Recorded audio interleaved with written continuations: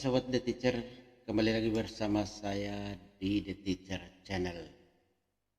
Channel yang selalu membagikan informasi-informasi aktual dan terupdate seputar pendidikan. Sobat The Teacher dan Sobat Operator Dapodik, Operator Sekolah, Wakase Kurikulum, dan Kepala Sekolah di mana saja. Kali ini ada informasi terbaru dan update informasi terbaru terkait dengan persiapan data penerima e-ijazah untuk tahun 2026. Nah, per tanggal 6 Maret, pada tanggal 6 Maret yang lalu, Kemdikdasmen sudah mengeluarkan surat kepada para kepala dinas pendidikan provinsi, kepala kantor wilayah Kementerian Agama, dinas pendidikan kabupaten kota, dan kantor Kementerian Agama terkait dengan ini. Isi suratnya adalah pemberitahuan verifikasi dan validasi data peserta didik tingkat akhir untuk kelas 6, kelas 9, kelas 12, dan kelas 13 dalam rangka penyiapan data penerima ijazah tahun 2026. Nah, isi suratnya adalah untuk setiap satuan pendidikan itu memastikan kesesuaian nomenklatur sekolah, nomenklatur satuan pendidikan yang merujuk pada penetapan izin operasional atau izin penyelenggaraan satuan pendidikan atau IO, biasanya disebut dengan IO atau izin operasional.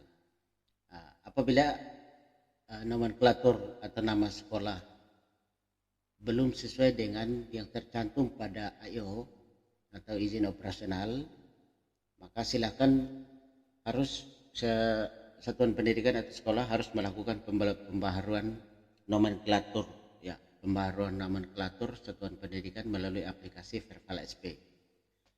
Yang kedua, sekolah atau satuan pendidikan memastikan seluruh data peserta didik tingkat akhir di satuan pendidikan yang terdaftar pada dashboard ijazah di laman ijazah.data.kemdikdasmen.go.id/dashboard. Apabila ditemukan data peserta didik tingkat akhir belum terdaftar pada dashboard ijazah, maka lakukan pemutakhiran data pada Dapodik. Kemudian kita satuan pendidikan sekolah diminta untuk memastikan validasi data peserta didik tingkat akhir pada laman ijazah.data.kemdikdasmen.go.id/dashboard dan validitas identitas peserta didik. Validitas identitas peserta didik yang tercatat valid 100%. Ya. Apabila ditemukan data peserta didik yang belum valid, maka harus dilakukan pemutakhiran data menggunakan aplikasi Verbal PD. Nah,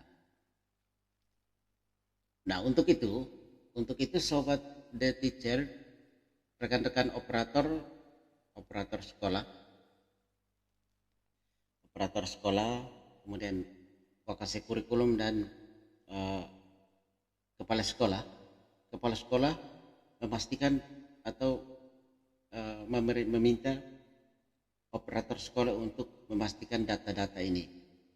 Pastikan data nomenklatur sekolah harus sesuai dengan izin operasional. Kemudian seluruh data peserta didik. Nah, untuk itu operator perlu mengunjungi dashboard atau mengunjungi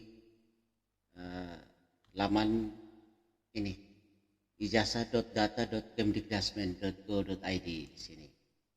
Ini harus silakan operator sekolah masuk ke dashboard ini, masuk ke laman ini di sini ijazah.data.kemdikdasmen.go.id/dashboard.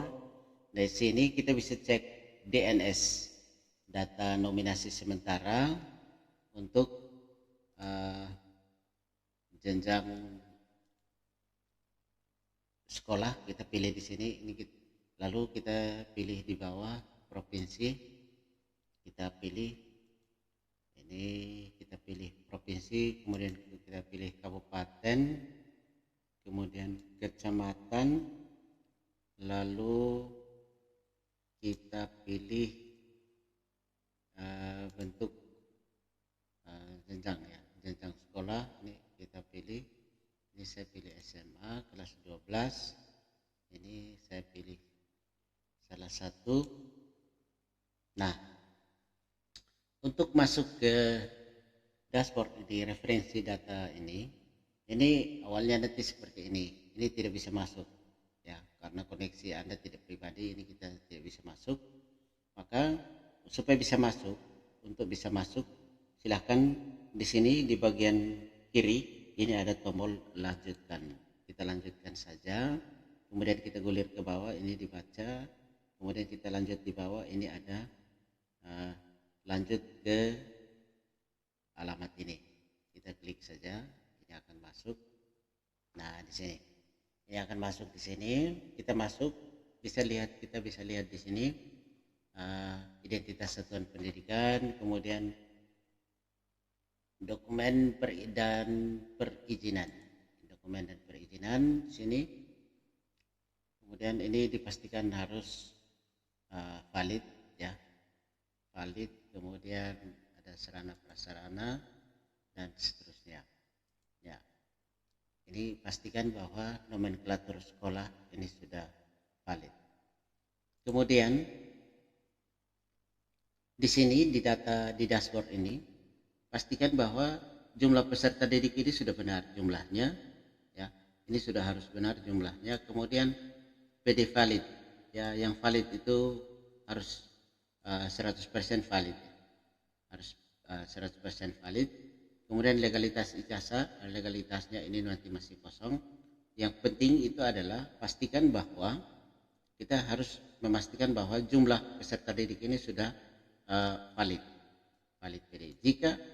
Jika jumlah siswa ini belum sesuai dengan kenyataan di sekolah, misalnya ini contoh di sekolah saya itu jumlah siswanya kelas 12 itu ada 426, sementara yang valid yang tercatat di dashboard ini masih baru 422 dan yang valid itu 422.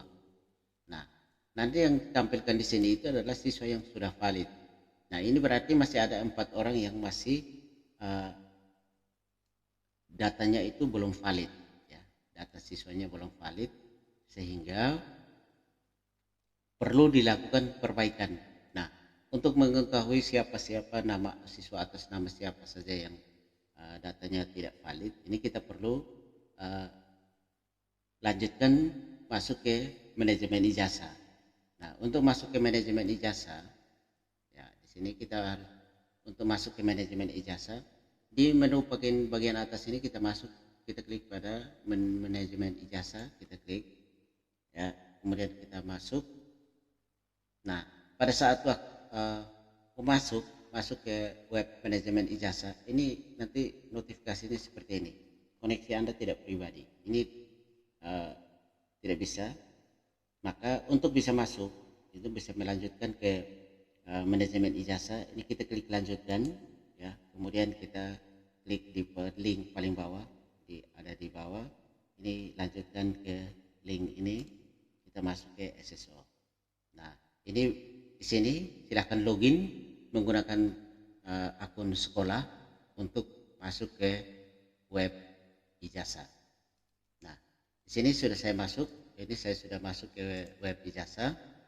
Lalu di sini kita lihat di menu paling kiri, di bagian kiri ini, kalau berandanya seperti ini ya, berandanya seperti ini, kita masuk ke DNS, data nominasi sementara.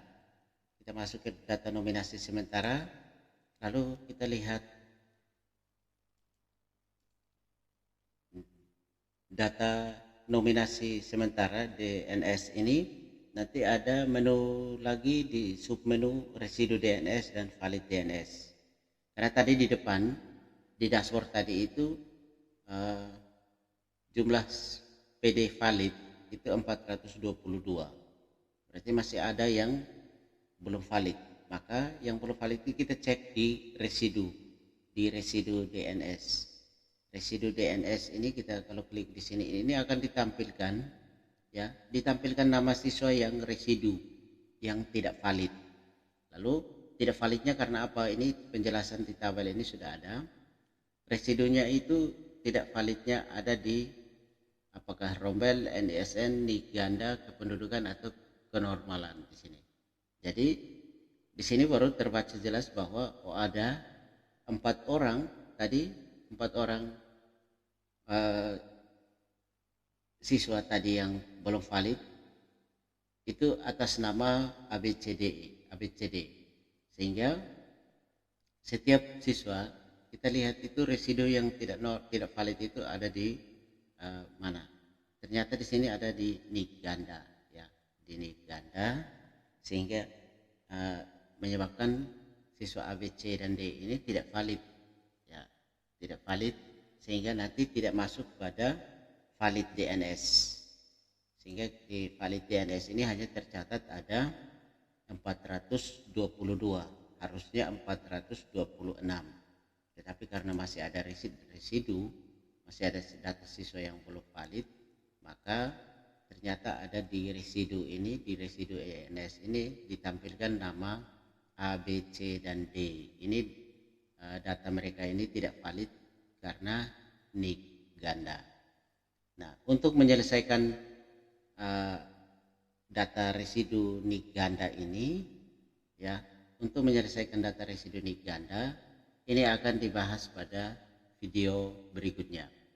Intinya bahwa pada Bapak Ibu operator sekolah, kepala sekolah memastikan ya, harus dipastikan bahwa di data nominasi sementara itu jumlah siswanya harus sudah valid semua.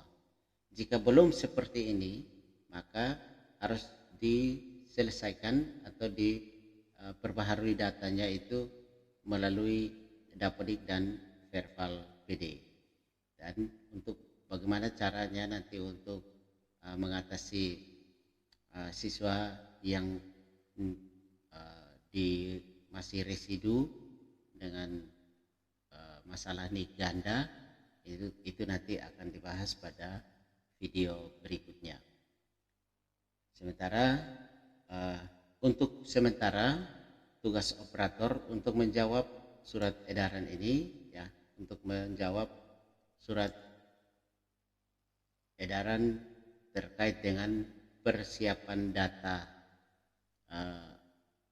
penyiapan data penerima ijazah tahun 2026, dan untuk maka harus dilakukan verifikasi dan validasi data peserta didik tingkat akhir.